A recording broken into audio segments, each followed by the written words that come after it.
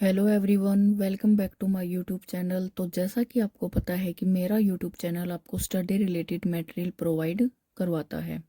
और मेरा ये जो मटेरियल मैं आपको प्रोवाइड करवा रही हूँ, ये आपको जो भी आप कॉम्पिटिटिव एग्जाम्स दोगे, या अगर मान के चलिए मैंने आपको बोला कि ये वीडियो आपकी क्लास 10th के लिए है, तो ये मेरी गारंटी है कि आपका उससे बाहर पेपर नहीं आएगा। क्योंकि पेपर आपका अच्छा कब जाता है, जब आपका कॉन्सेप्ट क्लियर हो, ठीक है। और वो काम मैं आपका यहाँ पर करवाने की कोशिश कर रही हूँ।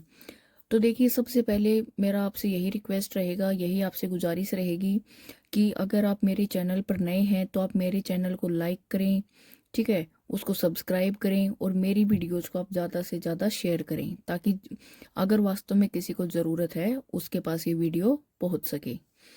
तो हमने कल की वीडियो में देखा था कि आपके एसिड्स क्या हैं, ठीक है। उसमें हमने देखा था कि आपके वीक एसिड क्या हैं, स्ट्रॉन्ग एसिड क्या हैं, और आपने उनको वीक या स्ट्रॉन्ग क्यों बोला था। तो देखिए, जो आपका एसिड है, ठीक है, उसको मैंने पूरा अच्छे से आपके लिए लिख के यहाँ पर रखा है। आपको क्या करना है, अगर आप चाहते हो कि आप नोट्स बनाओ तो आप मेरा ये मटेरियल यहाँ से यूज कर सकते हैं। तो देखिए, आपका एसिड क्या होगा। जो हमने कल पढ़ लिया था उसके बेसिस पर हमारा डेफिनेशन क्या रहेगा कि सब्सटेंसेस विद सोर टेस्ट, आपकी वो वाली सब्सटेंस जिनका टेस्ट कैसा रहेगा, सोर रहेगा, खट्टा रहेगा, are regarded as acids. For example, आपका लेमन जूस है, विनेगर है, आपका जो ग्रेप जो फ्रूट होता है वो, उसका जूस, आपका जो स्पॉइल्ड मिल्क है, जो दूध आपका खट्टा हो जाता है वो। अब इसके कुछ एक जैसे एग्जाम्पल हैं, जो फेमस एग्जाम्पल है, आपका H2SO4 है, ठीक है, sulphuric acid, hydrochloric acid, nitric acid, आपका फ्लोरिक एसिड, आपका एसिटिक एसिड, ठीक है। ये सारी के सारे आपके किसके एग्जाम्पल हैं, एसिड के। अब बात करते हैं, आपका जो एसिडिक एसिड है ना, वो क्या है, काफी वीक है, बट फिर भी ये क्या करता है, आपको नुकसान पहुंचा सकता है, but still be corrosive, specially in the concentrated solution. ये पॉइंट आपको याद रखना है। अभी अपना अगला पॉइंट रहेगा कि these acids are very strong and corrosive. ये जो ऊपर मैंने बात की है, ठीक है, ये एसिड्स आपके काफी स्ट्रॉन्ग हैं एंड काफी आपके कोरोजिव हैं। क्यों? क्योंकि they can chemically react with and break down the surface of the other material. ये क्या करेंगे, आपका किसी दूसरे मटेरियल के साथ रिएक्शन देंगे, ठीक है, एंड उसको ब्रेक डाउन कर देंगे। उसका जो अपर सरफेस होगा उसको ये क्या करेंगे, हार्म करेंगे, और इसीलिए हमने इनको क्या बोला है, कोरोजिव, ठीक है। नाउ अपना पॉइंट है कि this reaction is often an oxidation process, कि ये जो एसिड्स आपके रिएक्शन दे रहे हैं ना किसी भी सरफेस के, जो मटेरियल है आपका उसके सरफेस के साथ, ये आपका ऑलमोस्ट कैसा प्रोसेस रहेगा, ऑक्सीडेशन प्रोसेस रहेगा। वेयर द एसिड, वहां पर आपका एसिड क्या करेगा, remove the electron from the material. वो मेटेरियल के सरफेस के साथ आपका इंटरेक्ट करेगा, केमिकली रिएक्ट करेगा, एंड वहां से रिमूव कर देगा electron, causing it to corrode, और क्या कर देगा, उसको हार्म कर देगा, ठीक है। और इसी हार्मनेस को हमने क्या बोला है कि वो उसको कोरोड कर रहा है। फॉर एग्जाम्पल, अगर एसिड मेरे हाथ पे गिर जाए तो मेरा स्किन जलेगा, ठीक है। तो यानी कि ये क्या है, इसका हार्मनेस का एक नेचर है। So an acid may be defined as a substance. तो ऊपर वाले इतने पॉइंट्स पढ़ने के बाद हम किस कंक्लूजन पर पहुंचे हैं कि एसिड मेरा ऐसे भी डिफाइन किया जा सकता है, कैसे, कि an acid may be defined as a substance which release one or more H positive या फिर H3O positive ion in aqueous solution. Got it. और यहाँ पर आपका H3O पॉजिटिव आयन क्या बोला जाएगा, हाइड्रोनियम आयन। तो ये तो है अपना एसिड का डेफिनेशन, ठीक है। ये डेफिनेशन आप कहीं पर भी अप्लाई कर सकते हो। नाउ अब हमारा अगला पॉइंट है क्लासिफिकेशन ऑफ एसिड्स, कि आपने एसिड्स को क्लासिफाई किया है किस किस बेस के ऊपर। तो यहाँ पर मेरा सबसे पहला जो पॉइंट है वो क्या है, on the basis of their source, कि मैंने अगर किसी चीज का जिक्र किया है तो उसका मेरा सोर्स क्या है, कहाँ से वो आया है। तो मेरा एसिड के लिए सोर्स क्या क्या रहेगा, organic acid and inorganic acids. अभी आपका ऑर्गेनिक एसिड क्या है, इनऑर्गेनिक एसिड क्या है, इसको भी मैं आपको डिटेल में समझाती हूँ। तो बात करते हैं सबसे पहले ऑर्गेनिक एसिड की। ये क्या होंगे, they are usually obtained from the living organisms, ठीक है। ये आपको मोस्टली कहाँ से मिलेंगे? लिविंग ऑर्गेनिज्म से, जैसे आपके प्लांट्स हैं, एनिमल्स हैं। They have a carbon based structure and are weak acids. And आपके जो ऑर्गेनिक एसिड्स रहेंगे ना, they are always weak acids, ठीक है। और इनका जो स्ट्रक्चर है वो किसका, मतलब आप क्या बोलोगे कि वो किसके ऊपर बेस्ड रहेगा? आपका कार्बन बेस्ड इनका स्ट्रक्चर रहेगा।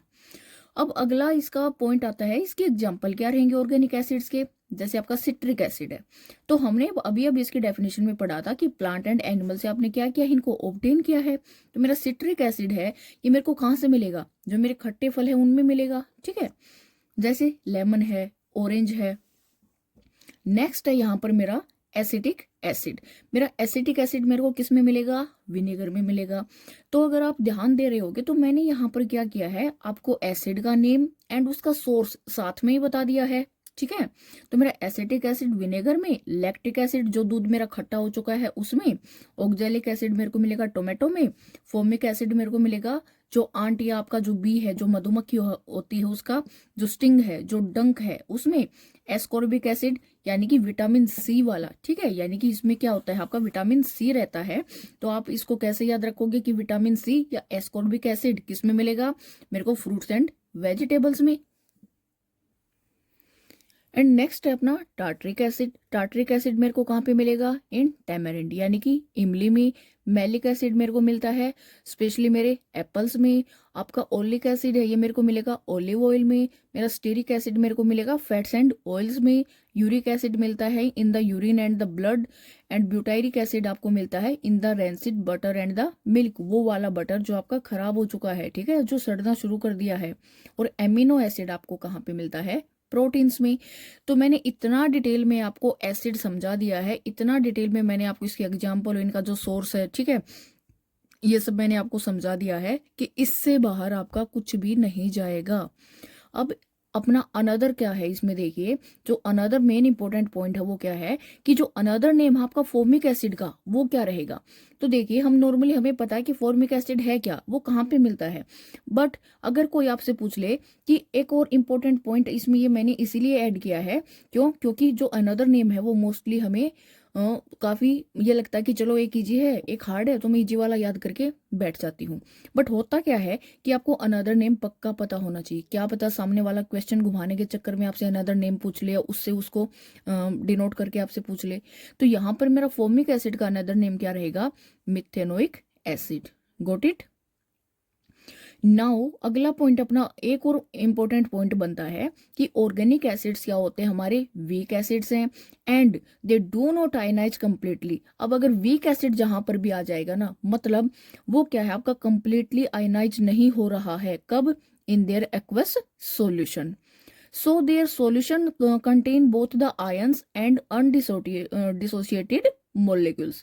So मेरा जो सॉल्यूशन रहेगा ना उसमें आयंस भी प्रेजेंट रहेंगे क्योंकि कुछ हद तक तो वो टूटा है, डिसोसिएट हुआ है, एंड द अनडिसोसिएटेड मोलिक्यूल्स। जैसे आपका जो फोमिक एसिड है, जब वो एक्वस सॉल्यूशन में जाएगा तो वो क्या कंटेन रखता है वहां पर? H3O positive and HCOO negative, ठीक है। और साथ के साथ एक अनडिसोसिएटेड क्या रखता है वहां पर? HCOOH molecule. आपको क्लियर हुआ? जैसे अगर मैं बात करूं HCl की, तो कंप्लीटली मेरा टूट जाएगा H पॉजिटिव Cl नेगेटिव में। बट अगर मैंने यहाँ पर क्या लिया है, फोमिक एसिड सॉल्यूशन लिया है, तो वहां पर वो मेरा H3O पॉजिटिव देगा मेरे को, HCOO नेगेटिव भी देगा। यानी कि हमने ऊपर बोला है ना, वो आपका जो सॉल्यूशन है उसमें आयंस भी रहेंगे। तो ये तो हो गए मेरे आयंस, साथ में अनडिसोसिएटेड मॉलिक्यूल, और ये रह गया मेरा अनडिसोसिएटेड मॉलिक्यूल, ठीक है। जैसे देखिए मैंने पानी में डाला, मैंने फोमिक एसिड लिया प्लस H2O किया, मेरा जो प्रोडक्ट आया वो क्या आया? मेरा हाइड्रोनियम आयन बना, ठीक है। साथ में मेरा फोमेट आयन बना, ठीक है, इतना क्लियर है। और साथ में मेरा क्या रह गया? कुछ एक अनडिसोसिएटेड HCOOH मॉलिक्यूल भी मेरा प्रेजेंट रहेगा। इसी तरह से मेरा क्या है? एसिटिक एसिड है, ठीक है। ये भी मैंने क्या किया? पानी में डाला, क्योंकि एक्वस सॉल्यूशन क्या होगा? वो वाला सॉल्यूशन जिसमें आपने एज ए सॉल्वेंट क्या यूज किया है? वाटर यूज किया है। तो यहाँ पर भी क्या होगा? देखिए मेरा हाइड्रोनियम आयन में टूटेगा, साथ में जो एसिटेट आयन है उसमें टूट जाएगा। तो ये आपको ऑर्गेनिक एसिड क्लियर हुआ। अभी नेक्स्ट मेरा यहाँ पर पॉइंट उठता है इनऑर्गेनिक एसिड्स। ठीक है, तो सबसे पहले हम इसकी डेफिनेशन देखेंगे कि the acids which are usually obtained from the minerals. ठीक है, वो वाले एसिड, ठीक है, जो आपको कहाँ से ऑब्टेन हुए हैं, मिनरल से, उनको आपने क्या बोल दिया, inorganic acids. So the inorganic acids are also known as the mineral acids. तो यानी कि अगर मैं अनदर नेम भी बोलूँ तो गलत नहीं होगा, what is the another name of inorganic acids, या फिर मैं बोलूँ कि what is the another name of mineral acids, तो मैं दोनों से इसको क्या कर सकती हूँ, मैं इसको जान गई। नो, अगला पॉइंट मेरा यहाँ पर बनता है कि जो आपके इनऑर्गेनिक एसिड्स रहेंगे are not derived from the carbon containing compounds, यानी कि आपने इन एसिड्स को किसी भी ऐसे कंपाउंड से नहीं निकाला है जो आपने पहले किससे निकाला था, जिसमें आपका कार्बन प्रेजेंट हो। जैसे आपने जो अभी ऑर्गेनिक एसिड्स पढ़े थे, उनका स्ट्रक्चर भी हमने क्या बोला था कि किसके ऊपर बेस्ड है, कार्बन स्ट्रक्चर के जैसा है। ठीक है, तो इसका अगला पॉइंट अपना बनता है कि जो इनऑर्गेनिक एसिड्स हैं दे आर टिपिकली फॉर्म्ड किससे, फ्रॉम द मिनरल्स। ठीक है, और ये मिनरल्स आपको कहाँ पे मिलते हैं, they are found in, so they have the ability to release the hydrogen ion when dissolved in water. So आपके इनऑर्गेनिक एसिड्स की एबिलिटी क्या रहेगी, हाइड्रोजन आयन को रिलीज करने की, कब, जब आप क्या करोगे, इसको पानी के अंदर डिजोल्व करोगे। नाउ अभी मेरा क्या बनता है, कॉमन एग्जाम्पल है किसके, इनऑर्गेनिक एसिड्स के। जैसे आपका HCl है, H2SO4 है, HNO3 है। तो आपने कोई भी टाइप पढ़ा हो, एसिड को पढ़ा हो, या उसका एग्जाम्पल मेन आपने उठाया हो, ठीक है, तो या फिर आपने क्या पढ़ा हो, स्ट्रॉन्ग एसिड पढ़ा हो, तो उसके केस में आपने इतना तो ध्यान दे लिया होगा कि 3 नाम बार बार आपको देखने को मिल रहे हैं। सो इसका मतलब क्या हुआ कि इतना तो मेरा ड्यूटी बनता है कि मैं क्या करूं, इन 3 नेम्स को अच्छे से याद कर लूं। ठीक है, अभी नेक्स्ट पॉइंट मेरा बनता है यहाँ पर एक्सेप्शन। ठीक है, वो क्या है, देखिए कि मेरा जो कार्बोनिक एसिड है, ठीक है, कार्बोनिक एसिड का फॉर्मूला मैंने यहाँ पर आपके लिए लिखा हुआ है, क्या है, H2CO3, that is the example of the inorganic acid. ठीक है, कि आपका एग्जाम्पल तो किसका है, इनऑर्गेनिक एसिड का, बट कंटेन कार्बन। हमने क्या बोला था कि हमारे जितने भी जो आपके क्या हैं इनऑर्गेनिक एसिड्स हैं, वो क्या हैं, आपने मिनरल से ऑब्टेन किया है। सेकेंडली हमने पढ़ा था कि कोई भी कार्बन कंटेनिंग कंपाउंड से ये आपके नहीं ड्राइव किए हैं, बट आपका जो इनऑर्गेनिक एसिड है कौन सा, कार्बोनिक एसिड, उसके अंदर आपका कार्बन प्रेजेंट है, बट HCl है, H2SO4 है, HNO3, कहीं पर भी आपका कार्बन प्रेजेंट नहीं है। नाउ मेरा अगला पॉइंट बनता है कि इनऑर्गेनिक एसिड्स जैसे HCl, H2SO4, HNO3, ये क्या है, मेरे स्ट्रॉन्ग एसिड हैं। स्ट्रॉन्ग एसिड मतलब ये क्या करेंगे, कंप्लीटली डिसोसिएट हो जाएंगे, कब, जब ये कहां पर जाएंगे, पानी के अंदर जाएंगे, and have a low pH। और आपको पता है कि pH स्केल के ऊपर ये आपका मिड में हम न्यूट्रल लेके चलते हैं, 7 से पीछे आपका यहाँ पर एसिड कंसीडर करते हैं, और 7 से आगे जाते हैं तो हम बेस कंसीडर करते हैं। तो जितना ज्यादा आपका वैल्यू 7 से छोटा रहेगा, मतलब वो उतना ही ज्यादा स्ट्रॉन्ग आपका क्या रहेगा, एसिड रहेगा। So due to their ability to donate the H ions, ठीक है, आपके जो हाइड्रोजन के जो आयंस हैं उनको डोनेट करने की एबिलिटी है किसकी, इनऑर्गेनिक एसिड्स की, can be corrosive and can cause the severe burn, ठीक है, upon contact with the skin. अगर आप डायरेक्टली क्या हुआ बेटा, बाय मिस्टेक भी क्या हो गया, अगर आप इनके कॉन्टेक्ट में आ गए, आपका जो स्किन है वो जल जाएगा। ठीक है, किससे, आपके स्ट्रॉन्ग एसिड से। नाउ जो आपके इनऑर्गेनिक एसिड्स हैं they are widely used in the various industrial process including the production of fertilisers, ठीक है, आपके डिटर्जेंट्स, प्लास्टिक्स एंड एक्सप्लोजिव्स। तो इनमें हम क्या करते हैं, इनका वाइडली यूज होता है कि इनका आपके इनऑर्गेनिक एसिड्स का। नाउ अगला पॉइंट यहाँ पर मेरा बनता है कि laboratory use in acid based titrations. आपका जो एसिड बेस का जो टाइट्रेशन करते हैं ना, जो हम एक्सपेरिमेंट करते हैं उसमें the synthesis of the other compounds में, ठीक है, या फिर एज ए कैटालिस्ट आप क्या करते हो, इन एसिड्स को आप लैब में यूज करते हो। तो आज का मैं मेरा टॉपिक यहीं पे क्लोज करती हूँ। आई होप कि आपको ये वीडियो अच्छी लगे, आपको इसको पढ़ के देख के लगे कि हाँ आपने अपना जो 15 से 20 मिनट थे वो वेस्ट नहीं किए, आपने उनको अच्छे से यूटिलाइज किया है। और अगला टॉपिक अपना रहेगा on the basis of their basicity. अब हम कल की वीडियो में पढ़ेंगे एसिड्स को on the basis of their basicity. So I hope कि आपको ये वीडियो पसंद आई होगी। अगर आपका कोई भी क्वेश्चन है, कोई भी क्वेरी है, तो आप मुझसे कमेंट सेक्शन में पूछ सकते हैं। सो इसी के साथ ये वीडियो मैं यहीं पर एंड करती हूँ। वीडियो अच्छे लगे तो लाइक करें, शेयर करें एंड चैनल को सब्सक्राइब जरूर करें। Thank you.